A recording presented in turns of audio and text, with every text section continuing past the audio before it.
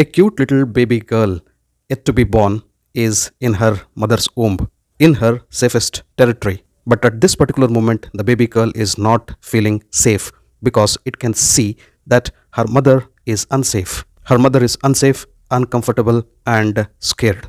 She can also see that her dad, who is driving the car and sitting right next to her mother, is also scared and is in his own panic territory. But she knows that her father can do anything and everything within human possibilities to help her and also save her and keep her out of the danger zone. The little baby also can see that her elder sister is sitting right in the back seat of the car. While the little baby observes, her elder sister peeps through and tells her dad, "Dad, I admire you a lot. You are my hero and you need to become a superhero. You are Jayeshbhai and you need to become Jayeshbhai Jordaar, a superhero." The cute little baby in the womb also repeats by itself and tells, "Sister, copy paste." Hi friends, you're watching movie reviews with Raghuram and I am reviewing Ranveer Singh's movie Jayeshbhai Jordaar. Continuing the story from the intro, now where is Jayeshbhai Jordaar, Ranveer Singh driving the car with his family, with his wife, pregnant wife, who has a little baby girl to be born in her womb, and his elder daughter, 9-year-old daughter, sitting right in the back seat and encouraging him. From whom he is fleeing? Can he protect his family?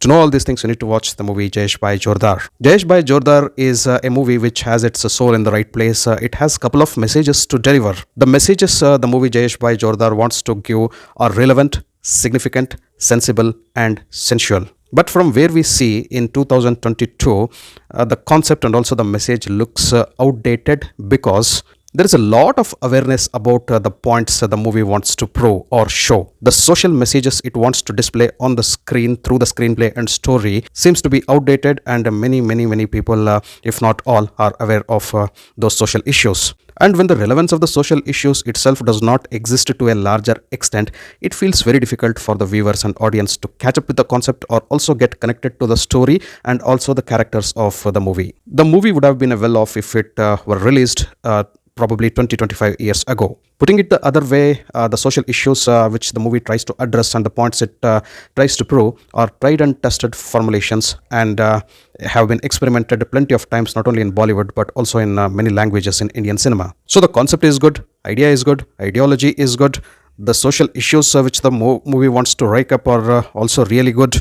But it is the presentation, I feel, the presentation of the movie, I feel, which falters because of a dull script, a lazy storytelling, and a lazier screenplay. When you have some outdated concepts and also social issues which you want to showcase in your movie, you need to have a very strong script and screenplay, number one, and you need to have two things, either of the two things, a very good humor which engages the viewers, or number two, a very good engaging drama. But I would admire the director Divyang Thakkar for taking a different route to showcase his ideologies. Neither too much humor nor too much drama. The director has preferred to take a satirical way of showing what he wants to show on the screen. And in this particular attempt, the director has created an entire satirical world. So if you're going to this movie expecting a lot of fun and a lot of humor, comedy, so you'll definitely miss that because the comedy and humor is situational, light, and subtle. You don't get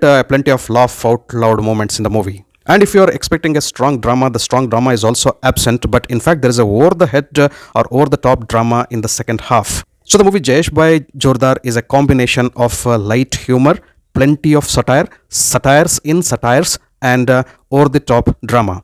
So since the storytelling and screenplay are lazy, I should admit that the movie is boring at many parts. The characters are not developed, the characterizations are not developed, the plot is not developed. In the first 10 to 15 minutes of the movie itself, the theme and the concept of the movie is introduced to us, and from there, the movie just travels in a single track without changing the course. And once the movie reaches the second half, the director did not have much to show in the movie, and the things start getting repeated and very predictable. So there is a thin line of difference between satire and being stupid and silly. The movie often tries to take a zigzag pathway and try to jump from satire to stupidity and stupidity to satire. When you start admiring something, okay, this is not fun, this is satire, suddenly the next frame starts looking stupid and silly. This is the confusion in the satire that is also a minus point in the movie. I'll give you an example. Boman Irani who is the father of Jayeshbhai Jordaar, that is Ranveer Singh's father in the movie, is a sarpanch or the head of a particular village. He doesn't believe in women,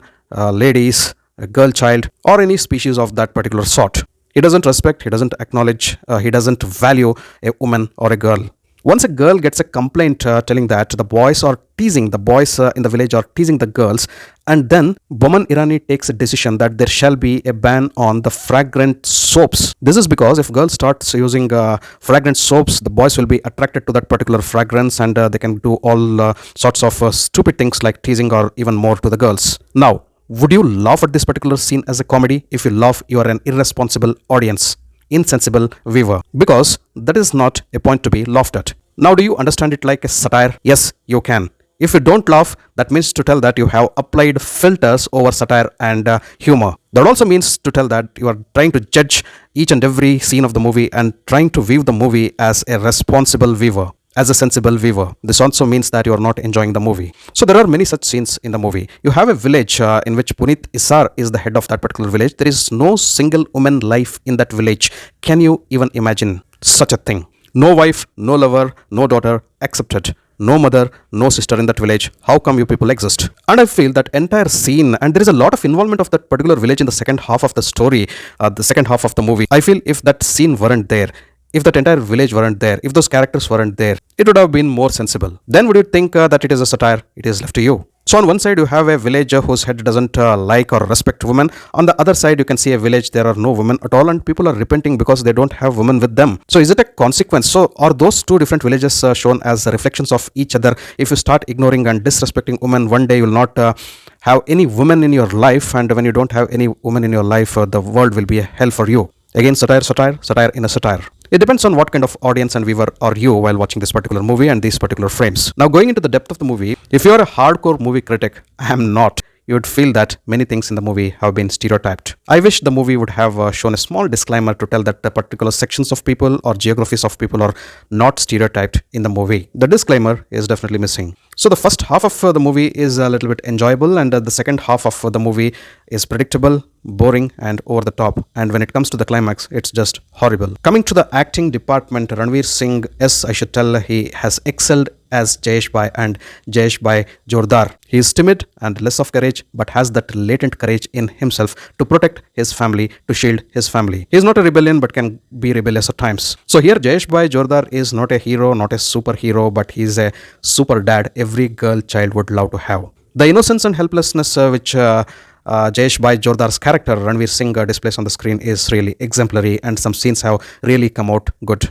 Shalini Pandey plays the wife of Ranveer Singh in the movie. Her role is not a big role. She doesn't get a lot of dialogues to tell. She is a mute character at most instances, but when she smiles and when she delivers a few dialogues, she looks really cute. Boman Irani and Ratna Patak Shah and Puneet Isar also have small roles in the movie. In fact, Boman Irani has a little lengthier role, but the role is also decent, not special enough. The surprise package of the movie is that little girl who plays the daughter of Ranveer Singh and Shalini Pandey. Jia Vaidya is her name, and she's a pretty good actress also, apart from being a pretty cute little child. The firecracker song which comes at the end credits should have been somewhere in the middle of the movie to keep the viewers engaged and also diverted from the boring screenplay. The song has a good mood and is a good dance number. Adding to the satire, there is another scene in which the women of the village, all the women of the village assemble on the rooftop and console the most grieving character in the village. And just before finishing off my video,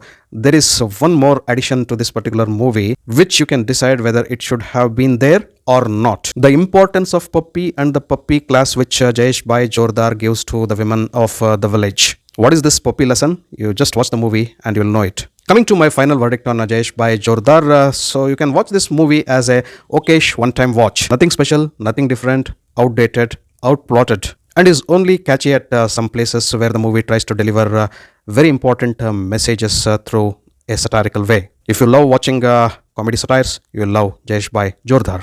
Otherwise, you will feel it is Jayeshbhai Jordaar. Yeah, there are also moments where you would get connected emotionally to the movie. A few moments though. For the movie Jayeshbhai Jordaar, I would go with 6 out of 10. Thanks for watching my video. If you loved my video, kindly like, share and subscribe to my channel. I'll catch up with you all in my next video with yet another movie review. Until then, do take care. Goodbye. Namaste.